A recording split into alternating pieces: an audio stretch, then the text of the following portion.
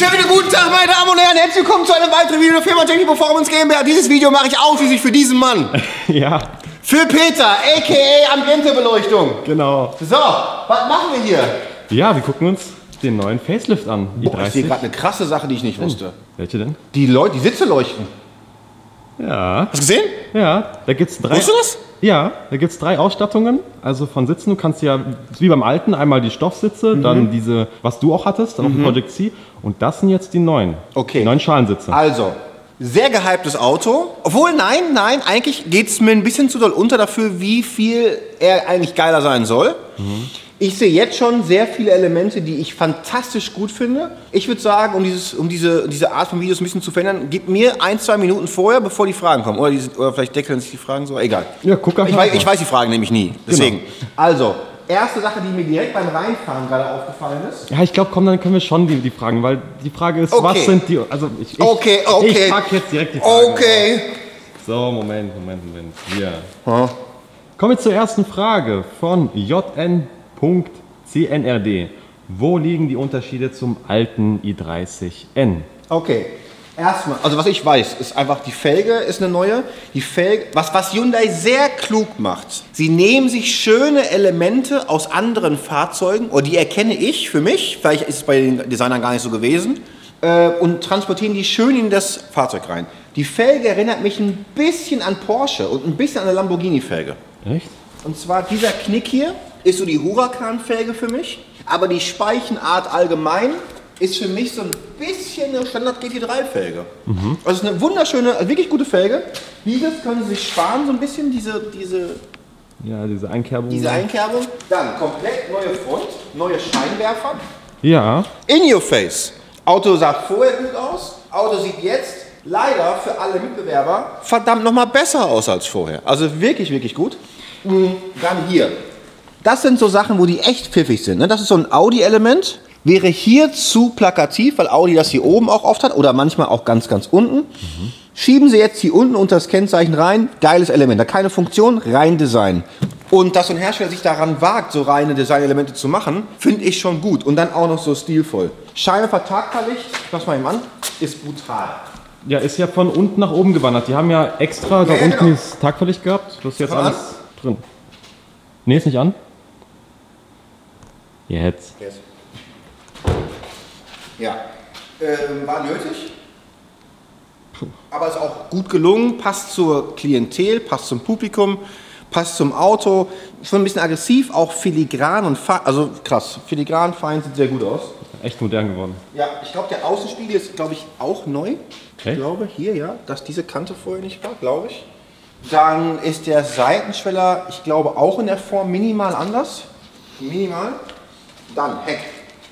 Da muss man sagen, da hat Hyundai sich das abgeguckt vom Tuner.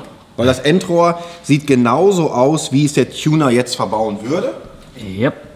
Und das war auch nötig. War wirklich nötig, weil das Endrohr vorher, auch bei meinem i30N, das war so die Achillesferse. Ne? Das Auto geil. Und dann siehst du so, Wum, wum, wum. Ja, stimmt. Das war doof. Also jetzt, das ist perfekt. Aber auch für einen Tuner wirklich schwierig, weil ein anderes Endrohr würde ich jetzt schon nicht mehr machen, außer wenn es ein schwarz ist. Ja. Und dann würde ich auch das schwarz machen. Heckschuhstange auch sehr toll, Rückleuchten auch sehr toll. Alles, also das Außenkleid ist massiv verändert. War nur außen auch mit innen? Alle Unterschiede. Also Innen weiß ich gar nicht so genau, aber innen schießt es uns, glaube ich, komplett in Orbit. Also Innenraum neu. Wir machen mal nur Tür auf, ohne rein. so viel neu, wie du denkst, ist es jetzt nicht. Das Display. Display, das ist das Erste, was einem auf jeden Fall auffällt. Ja, dann DSG, dann der Sitz, Türtafel ist die gleiche. Tacho-Einheit, glaube ich, ist auch die gleiche. Ja, Tacho ist alles dasselbe. Genau. Dann Bedienung für Klima ist gleich, ne? Ist gleich. Das ist gleich, ja. wie beim alten. Ja, also da wird gleich drin Party abgehen, weil das Navi, das große... ich habe sogar schon mal lieb gefragt, ob man umrüsten kann. Ich auch. Weil, letzte Woche. Weil mein Project C, ich finde ihn halt super geil. Ja. Ja, weil es auch ein Project C ist und Nummer 1. Nur wenn ich jetzt vor dem Auto stehe, mache ich so. Scheiße. Aber es macht das Auto aus, weil es ist nicht nur ein großes Display, sondern Hyundai macht es auch noch geil. Ihr merkt das, ich mag die Marke schon sehr, will aber sehr objektiv bleiben und auch ganz neutral wirklich drauf gucken. Aber ich weiß, das Auto war schon sehr gut und jetzt wollen wir gucken, wie viel er besser wird. Ja. Leider regnet es heute. Ich weiß die Fragen nicht, aber falls was Fahrdynamisches kommt. Ein paar Sachen habe ich rausgelassen, deswegen konnten wir nicht machen. Okay. Ja. Ja gut, nächste Frage. Nächste Frage. Mir fällt auch was auf, glaube ich. Ja. Ich glaube, der Rotton ist etwas schöner geworden. Siehst du den Rotton unten an der Lippe? Ja, klar. Weil die Bremssättel sind noch aus der alten Charge. Die Bremssättel sind nämlich ein schwächeres Orange-Rot, was ich ja ein bisschen bemängelt hatte, auch bei dem Project C. Und das Rot vorne in der Lippe, das ist ein richtiges Rot, was auch sehr schön komplementär ist zu dem Blauton. Vielleicht vertue ich mich auch nur und beim Project C ist, glaube ich, nur dieser Orange-Rotton. Weiß ich nicht, aber das sieht schon sehr gut aus. Ja, nächste Frage. Gleich wegen Kontrast kommt es mir rüber. Naja. So, Turbofunkner fragt, kann der Koreaner von der Qualität mit einem deutschen Auto mithalten? Verarbeitung, Materialien im Innenraum und hast du Verbesserungsvorschläge, was man hätte schöner machen können? Drittens mal. Wie gesagt, ich gehe da ganz, ganz neutral und offen dran. Kann er mithalten? Zu 100%. Was jetzt ins Auge fällt, ist, dass die deutschen Automobilhersteller jetzt gerade sehr, sehr, sehr aggressiv in die verklüfteten Armaturenbretter reingehen. Das heißt, ein Armaturenbrett ist nicht mehr gleichmäßig von rechts nach links, wie das jetzt in dem i30 ist, ob großes Display, ja oder nein, ist egal. Sondern sie fangen an, dass das hier angewinkelt ist und dann kommt das Navi ein bisschen zum Fahrer gewinkelt und dann geht das hier wieder runter. Dann gehen wir die Airbag-Fächer relativ linear, dann gehen wir wieder hoch und dann wieder weg. Daran merkst du einfach, dass das Auto für den Trend etwas älter ist. Weil es ist noch ein gerades Armaturenbrett. Relativ clean, Navi drauf, fertig. Von den Materialien her, sage ich aus meinem Popometer, ist das maximal 10% hinter der Konkurrenz. Wo er hinkt, ist die Türtafel. Ja. Die Türtafel ist so ein bisschen 2010 stehen geblieben. Ne?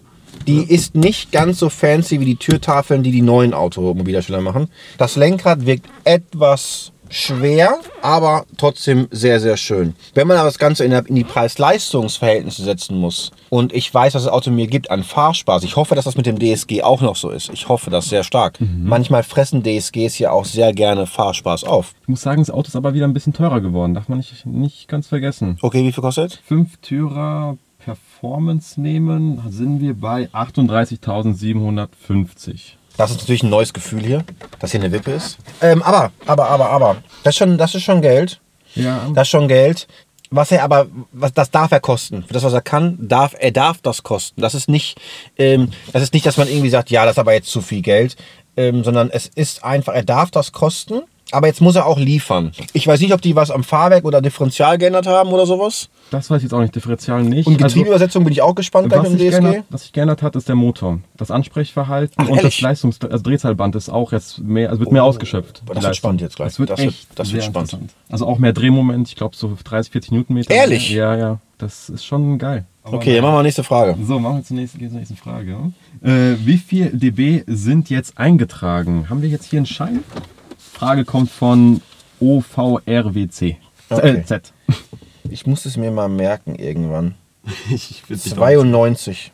Das ist nicht schlecht. Ist aber weniger geworden. Ja klar, ist weniger geworden, aber 92 für 2021 ist schon mal nicht schlecht. Aber 92 sind auch nicht immer 92, ne?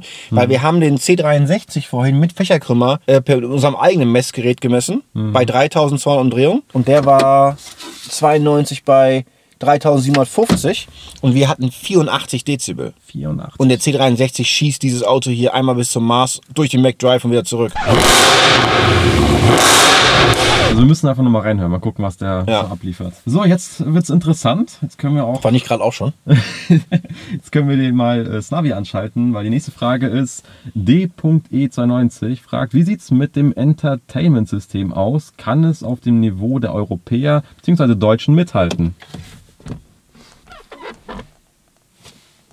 Oh, das sieht alles so viel besser aus.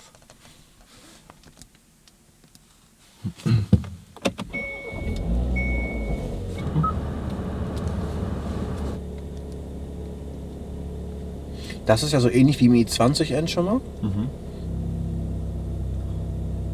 Ja. Apple CarPlay sehe ich. Dann Map. Okay, man kann das Bild schon mal teilen. Das heißt, ich kann mir da rechts was anderes anzeigen lassen, wenn ich will. Kannst du machen. Das ist aber das falsche Auto. Wieso? Das ist ein Veloster. Ach ja. Das ist ein Veloster. Hm. Boah, geil. Kann ich es hier bewegen? Ja, kannst du bewegen. Lecke mich am Arsch! Das ist ja wie Gran Turismo hier. Das ist ja Wahnsinn. Are you sure you want to turn off is... Ja, bin ich immer.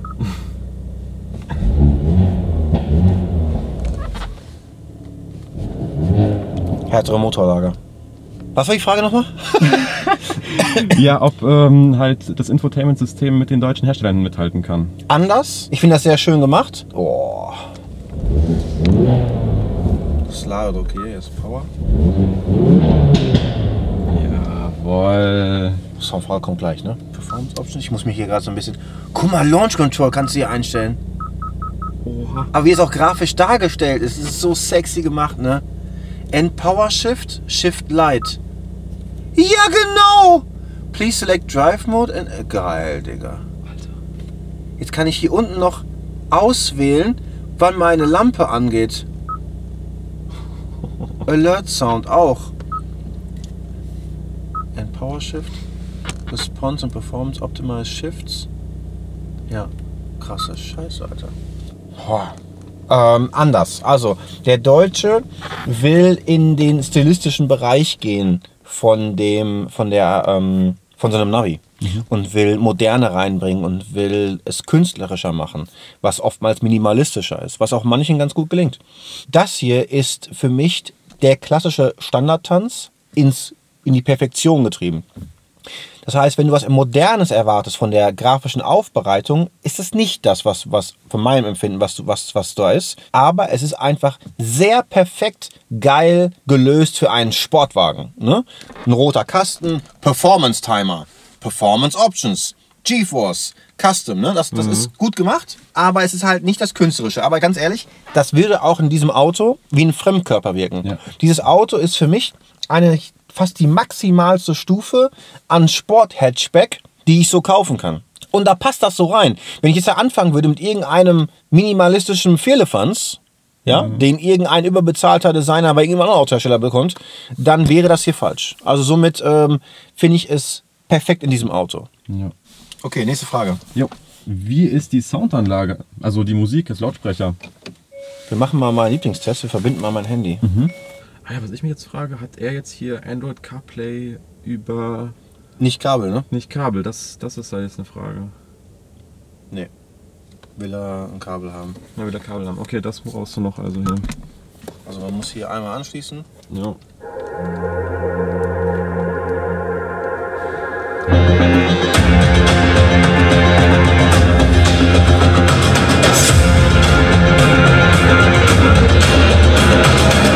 It's all about humanity.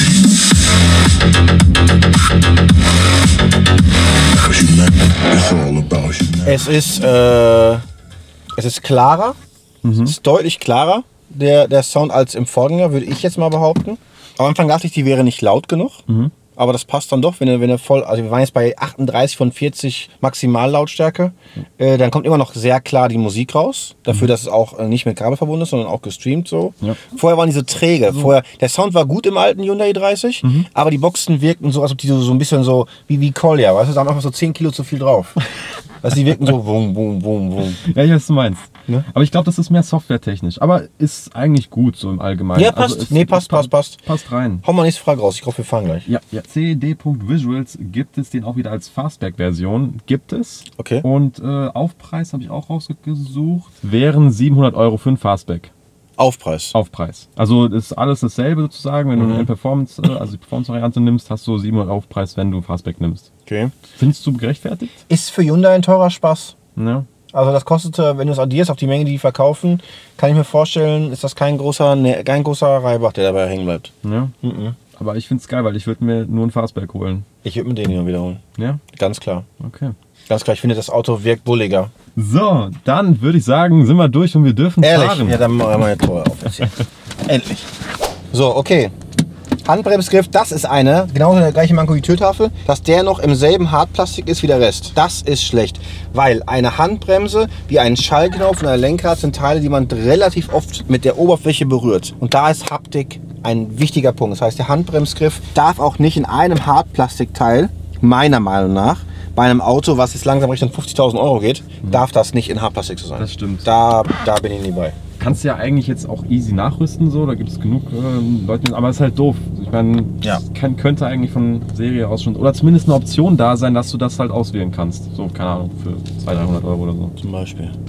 Ich glaube, viele GTI-Fahrer, Volkswagen GTI-Fahrer kennen das von dem DQ 250, dass wenn man ankuppelt, dass das so einen leichten Todpunkt hat. Du fährst an und die Drosselklappe öffnet sich und das Getriebe macht, ach ja! So, pass mal auf, komm mal hier. Ich gehe von der Bremse, DSG, ne? Ich gehe von der Bremse. Ne? Und der ruckelt nicht, sondern das Auto weiß, was natürlich die logische Konsequenz von der Bremse losgehe, der wird wahrscheinlich losfahren wollen. Oh, schaltet schöne.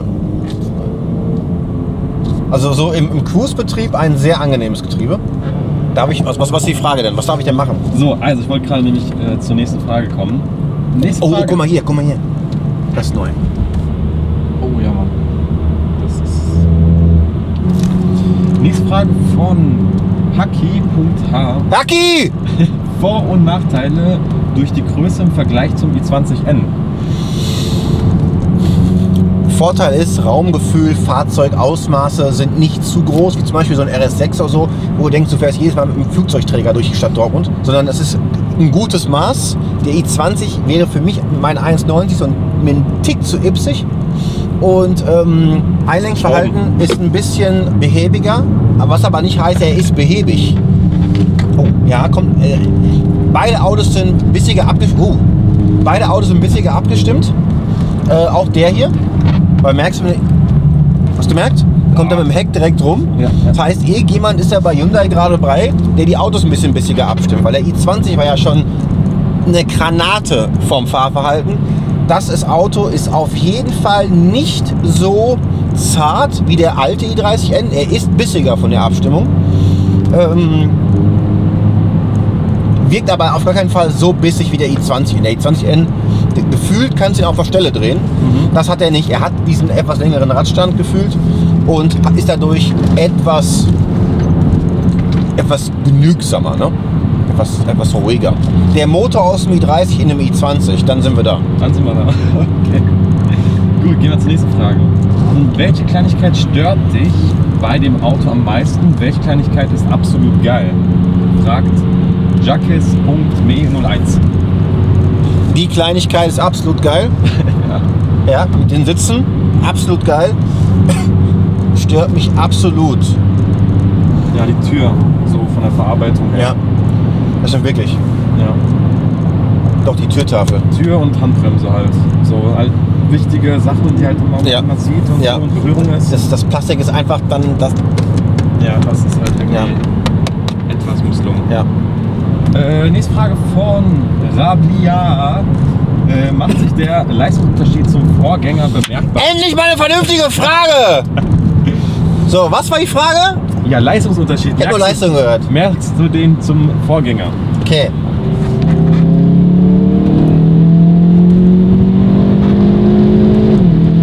Schalten ist gut. Wenn du am Gang bleibst und du wirklich einfach stolz auf dem Gas stehen bleibst, dann ist er schneller. Ja. Aber ich bilde mir ein, man spürt das Mehrgewicht. Echt? Der Wagen ist schwerer. Ne, wenn du so durchbeschleunigst, irgendwas hält ihn noch so ein bisschen fest. Aber es ist nicht wie beim alten. Die Achillesferse beim alten i30N im Vergleich zum GTI. Da haben ja die GTI-Fahrer auch mal gelacht, ja, die 100-200er Zeit. Da ist der i30 aber echt eine müde Hupe. Das stimmt, er war im Vergleich langsamer. Er war zwar auch ein Schaltwagen, aber selbst für einen Schaltwagen war er der i30 im Sprint nicht so stark wie die GTIs. Er war schwächer.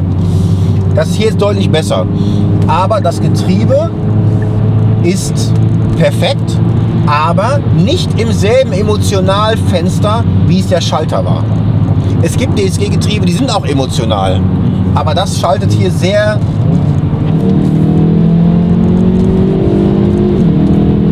So, was er dazu macht, er hat immer so einen leichten Überschussdrehzahlpunkt. Das war ja gerade in dem Menü, wo er dir angeboten hat, N-Power Shift oder sowas. Du merkst ja, dass er dich schubst.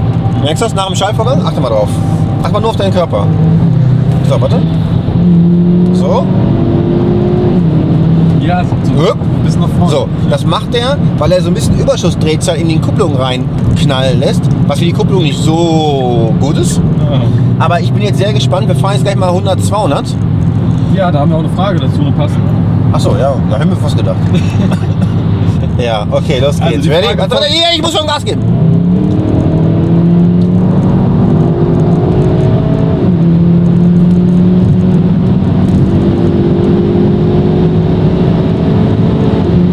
Da schalten hilft ihm. 13,55. Ich weiß nicht, ob das deutlich schneller ist als der alte. Aber das Getriebe ist sehr, sehr, sehr frisch. Also, der hat jetzt wie viel gelaufen? 3970 Kilometer. Getriebe kann mehr Leistung vom Gefühl her, als der Motor hat. Und das hast du bei anderen Doppelkupplern im Hatchback-Bereich nicht. Da denkst du auch, wenn du Software machst, wenn du in die Werkzeugkiste noch mehr Drehmoment reinschmeißt, ne, dann fliegen die Gangräder um die Ohren. Hast du hier gar nicht das Gefühl. Das Getriebe ist komplett still. Wie kann man es einfangen? Film mal nach vorne.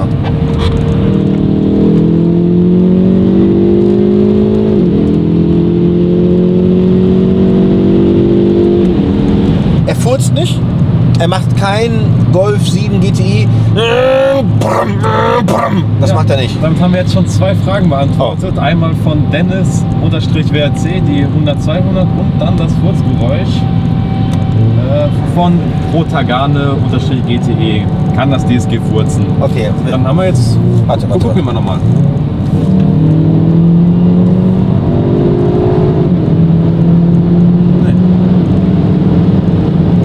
Aber gar nicht. Nee, gar nicht.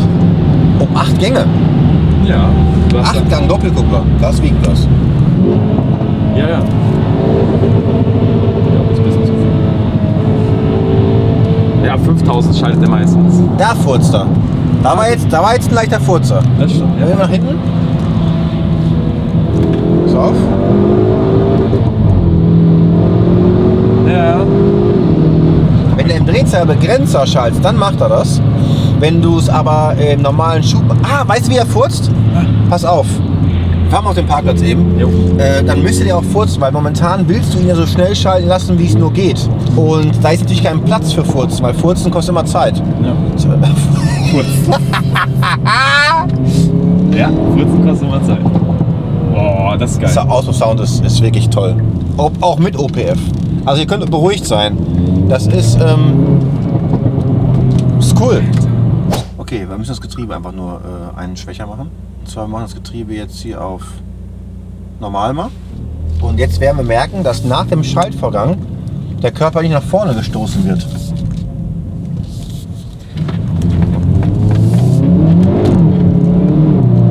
Da ist es schon. Ja, okay, das ist brutal, Leute. Oh, das ist stark. Oh, sehr unterhaltsam. Oh, sehr, sehr unterhaltsames Auto. Haben wir nicht auch eine Topspeed-Frage? Wir haben ja gerade Autobahn vor uns. Aber können wir gerne mal so testen.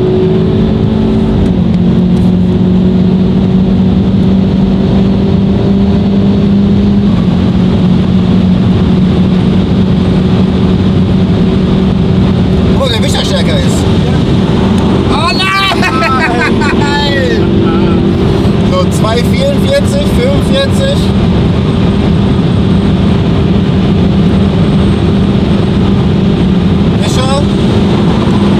Kommt nicht zurück. Aber besser wie. Nee, doch etwas besser. Ein bisschen besser, ja. Ein bisschen besser. Ein bisschen besser schon, das stimmt. Aber wir waren auch noch nicht ganz schnell. 2,50 waren wir jetzt also. Also es kommen Wummergeräusche aus der Bremse raus. Das ist eine thermische Sache, hat aber noch Reserve. Die Frage ist, wie oft er das in der Wiederholung dann immer noch die Reserve hat. Also Bremskraft ist da, Bremsgefühl ist auch noch da. Das Geräusch ist aber so wie eine Bremse, die kurz vorm Tod ist.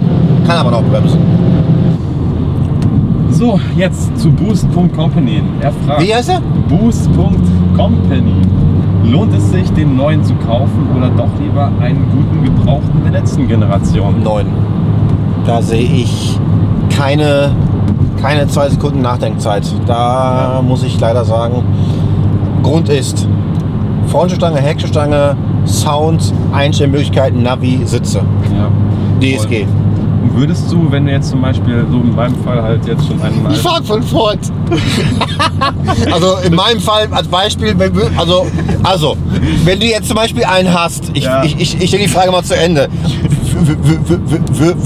Würdest du den dann in Zahlung geben und dann den neuen holen? Ist das die Frage? Ja, das wäre die Frage. Oh, das wäre die Frage gewesen. Ja, würde ich machen.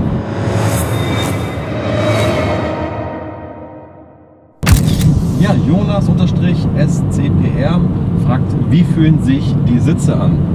Toll. Nee, also Sitze, Seitenführung werden wir gerade verlassen. Sie sehen noch ein bisschen besser sehen. Sie sehen nicht so führend aus, sind sie aber. Ne? Also das ist vollkommen ausreichend. Aber der Sitz ist ein sehr attraktiver Sitz, finde ich. Ein sehr schöner Sitz. Und Sitzkomfort ist gut. So. Und nächste Frage, die ist ziemlich schnell beantwortet von Max291193. Wie hört sich die Hupe an?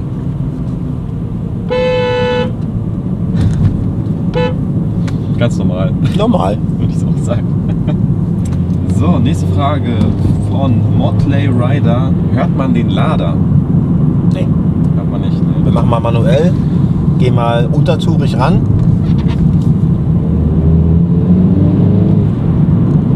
Nee. So, David647 fragt, ja, Golf 8 GTI oder i30N? Vom Preis her sind wir jetzt nochmal leider etwas teurer geworden. Wenn wir hier Automatik nehmen und Performance und alles. Der DSG hat an Emotionen verloren. Was für mich ein großer Punkt war beim i30N, war, dass wenn ich schalte, per Hand, dass es ein sehr gutes Schaltgetriebe war, was sich sehr schön hat schalten lassen und was sehr saftig war. Ne? Bum, bum, bum, hast die Gänge reingehauen. Jetzt durch das DSG ist es nicht mehr so. Ist aber ein sehr tolles DSG rein. Also sie haben einen super Job gemacht. Es ist das DSG, was du dir wünschst. Ein langsam schlecht schaltendes, nur um es emotionaler zu machen. Nein. Jetzt kann ich sogar über dieses Menü meinen Schaltstyle einstellen. Ja? Das ist krass. Das ist schon mal krass. Jetzt muss ich sagen, finde ich den Golf 8 nicht attraktiv. Nicht so wie wäre sogar falsch. Ich finde, und das auch nach einer Wirkungszeit, ich finde kaum einen Winkel, von wo ich sage, Golf 8 brauche ich. Ich habe das nicht. Und ich sehe den Facelift Golf 7, der Wagen vom Flo. Ich sehe den und mache so, scheiße Mann, oder nicht? Ja, voll. Flo, sein Auto ist ein Killer. Ja. Sieht echt gut aus. Ich gehe gerade den Innenraum so durch. Ja. Also dass der Display-Style ist schlechter. Der Innenraum wirkt aber frischer. Dieser Teil des Armaturenbretts mit der Lüftung, ne, Ja. ist einfach 2000. Ne, der hängt. Aber ist das jetzt für mich so ein paar Sachen hängen noch? Die Lüfte, das hier, das Bedienerfeld für die Klima. Ne? Das war für mich im Vorgänger i30N noch so der Charme. Ja, aber das ist der Bad Boy, ne? Der kostet nicht so viel und kann halt voll und zeigt es den anderen. Jetzt müssen die ja nachholen. Jetzt müssen sie Gas geben. 51% der i30, 49% der Golf 8 GTI. Ganz, ganz, ganz, ganz haarscharf. Gut, dann nächste Frage ist auch ganz interessant. Samu_i.7. Samen unterstrich? Samu. Achso. Samu. Fragt, lieber den Schalter oder Automatik? Boah. Ich glaube Schalter. Ja. Das, was ich jetzt hier so habe und nee, Schalter. Ich würde den Schalter nehmen. Echt? Ja, ich glaube schon. Ich würde jetzt den Automatik nehmen. Ja? Okay. Nee. Ich finde das sehr, Nee, ich nicht. ich finde das sehr entspannt. Save the stick, sage ich nur. Also das. Das ist echt das Ding. Ich würde den Schalter bestellen. Nächste Frage ist Ja. von Daniel Moro. Hat der Ambientebeleuchtung? Frage für einen Freund. Ja, Ja. Nee, hat er nicht. Schade, ne? das ist echt schade. Das Bild das Gesicht so. Nee, würde ich echt cool finden, zumindest so ein paar Kleinigkeiten. Wenn du immer versuchst, diese Ernsthaftigkeit reinzubringen. Die finde ich echt cool finden. Hyundai! Ich würde es echt cool finden. Wer hörte das? Okay, das war's. Jetzt geht's auf Lausitz See. Jetzt geht's auf die Wie Lausitz. viele Fragen haben wir noch? Wir sind echt spät dran. Ja, wir haben fünf Fragen noch. 5. Vielleicht ein bisschen spannender jetzt. Von Darf_ID82. Ist ein Burnout möglich?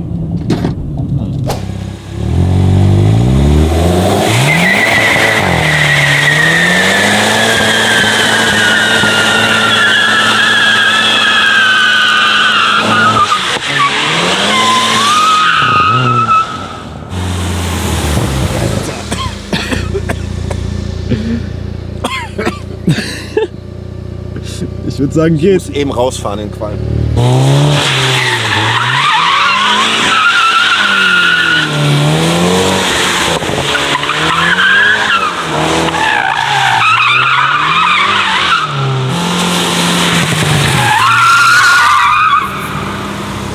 Ich hab jetzt schon gedacht, du fängst jetzt an zu driften mit dem Frontkratzer hier. Ein bisschen geht. Ich kann den mal anstellen, wenn du willst. Ja, mach mal, probier mal. Probier mal.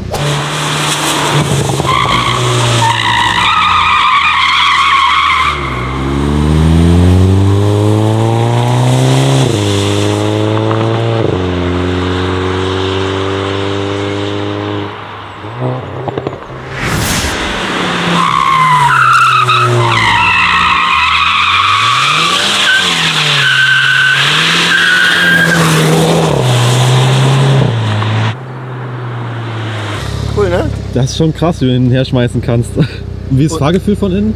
Also das wäre mit dem alten so nicht gegangen. Also Auto wirkt sportlicher. Nächste Frage wäre von Jonas Fessler 0-100. Ah. Oh.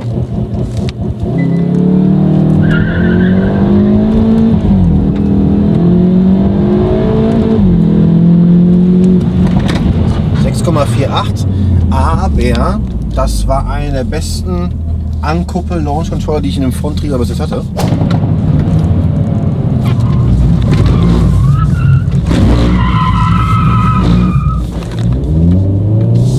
Krass. Okay. Okay. Ja, bitte einmal Sound, wäre sehr interessant, jetzt wo er DSG hat. Fragt Carspotting bei Gustav.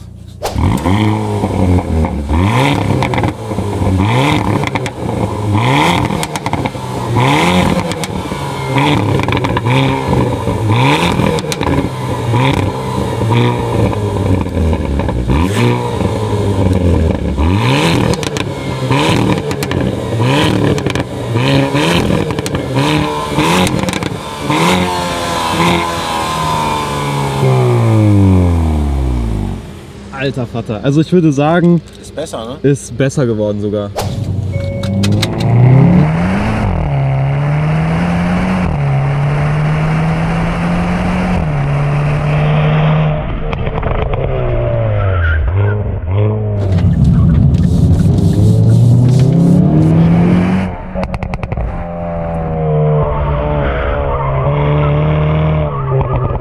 Ja. Krass, wie fahraktiv dieses Auto ist. Also von außen wären das tolle Aufnahmen, weil du würdest immer denken, dieses Auto ist heckangetrieben. Das stimmt. Weil das fährt ja wirklich quer um die Kurve. Ne? Also da würdest du schnell denken als Laie, ach, gibt's den auch mit Heck?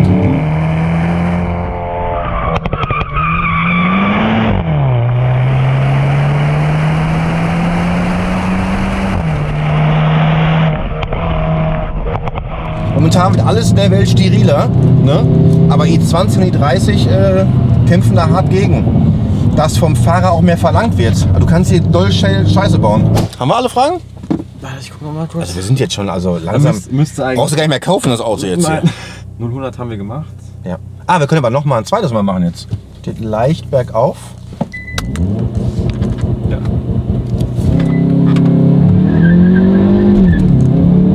Das wird schnell. 5,6 Sekunden. Krass. Krass, 5,6 Sekunden auf 100. Und jetzt haben wir aber auch echt gequatscht bis zum Umfallen. Jetzt mache ich ganz abrupt Schluss. Schnauze voll, weil sonst sind die Reifen nämlich auch weg. Hinten qualmt schon wieder. Wir hätten da Grill angemacht da hinten. Nee. Ah, nein. So, also 5,6 Sekunden von 0 auf 100 haben wir. Und somit sind auch alle Fragen beantwortet. Für ein sehr stark, mir fehlen schon die Worte, so viel haben wir gequatscht. Für ein sehr stark diskutiertes Auto. Ja. Tschüss. Yeah, all I got is questions. I never hold no answers. you sick of hearing lessons from a dude who got no handle? Yeah, someone save me, tell me what to do. I think I'm going crazy. Someone take these problems out of view before they go and hang me. Someone save me. Everything up in the air and I can't stand to hang. The end is not, the end is not, the end is not, says the friendly guy.